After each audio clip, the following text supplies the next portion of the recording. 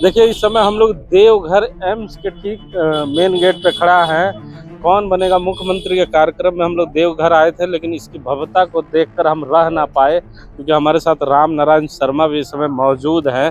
यही वो एम्स है जो बोकारो के चंदन क्यारी में बनने वाला था, और चंदन क्यारी से जब नहीं बन पाया तो ये देवघर में आकर यहाँ पर बनाया गया है, जिससे झारखंड वासियों को काफ़ी लाभ भी मिल रहा है। शर्मा जी, हम लोग भी एम्स को नज़दीक से आज देख पाए जी। लाखों लोग निकल रहे हैं उसके गेट से बाहर। ये जो मेन गेट है जिसकी तस्वीरें आप देख रहे हैं, वहाँ से लाखों लोग इसका लाभ उठा रहे हैं।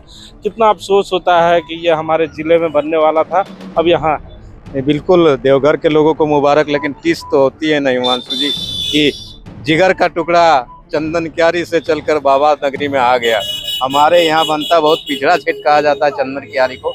बोकारो की धरती में अगर यही एम्स आता तो इसी तरह की भव्यता हमारे वहाँ भी होती है, और कनेक्टिविटी बोकारो में बहुत अच्छी है, ये भी सब जानते हैं। लेकिन हमारे विधायक सांसद इससे बचा न पाए, अपनी जमीन न दे पाए, और नतीजा हुआ कि बोकारो का एम्स देवघर धाम आया। यहाँ के सांसद महोदय ने इतनी सक्रियता दिखाई कि आज देखिए ये भव्य एम्स खड़ा है। यहाँ पर हजारों लोगों का इलाज तो प्रतिदिन हो ही रहा है।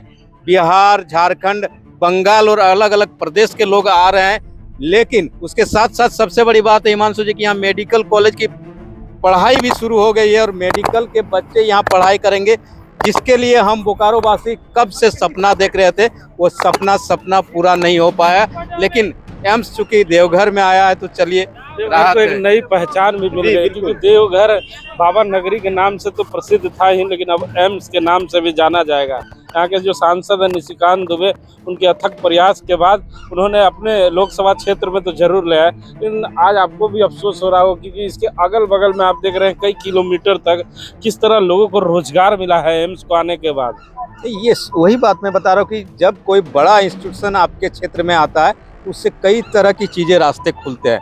रोजगार की बात करें, आप कनेक्टिविटी सड़क की देख लीजिए, एयरपोर्ट भी यहाँ इसी वजह से सबसे पहले खोला गया देवघर धाम में, कि यहाँ से वो बाहर से जो डॉक्टर्स आएंगे किस परिस्थिति में आएंगे, उसको लेकर एयरपोर्ट भी खुल गया। हमारा एयरपोर्ट आज भी खड़ा है उसी स्थिति में। तो अगर वहाँ एम्स आ जाता तो एयरपोर्ट की ये परिस्थिति नहीं होती, और रोजगार के साधन खुलते, हजारों लोगों को कहा जाता है प्रत्यक्ष और अप्रत्यक्ष तरीके से रोजगार मिलता, और तस्वीर बदलती क्षेत्र की। लोग जानते बोकारो को और बेहतर तरीके से, और स्टील और कहा जाता है कोयला के अलावा भी चिकित्सा के क्षेत्र में हमारा नाम आगे आता। तो ये बोकारो वासियों को ये तस्वीरें हम जरूर दिखाना चाहेंगे। ये एम्स की तस्वीरें हैं जो हमारे ज़िले में बनने वाला था, लेकिन बनता बनता रह गया, और ये देवघर में आकर यहाँ बनाया गया है, जहाँ पर हर रोज़ लाखों लोग आते हैं। ठीक इसके दूसरी और तस्वीरें हम आपको दिखाना चाहेंगे कि एम्स के ठीक सामने एक भी दुकानें नहीं हुआ करती थी, यहाँ पर हजारों की संख्या में दुकानें हो चुकी है। यहाँ पर लोग दूर दूर से आ रहे हैं, अपना इलाज करा के लाभ तो उठा ही रहे हैं।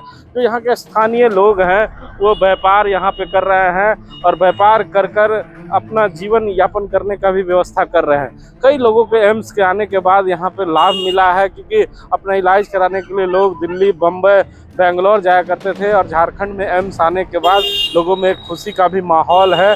और हम इसी जगह पे अपनी कौन बनेगा मुख्यमंत्री कार्यक्रम की शूटिंग कर रहे थे, इसीलिए हम अपने दर्शकों को ज़रा नज़दीक से एम्स को दिखाना चाह रहे थे कि यही वो एम्स है जो बोकारो स्टील सिटी में बनता बनता रह गया।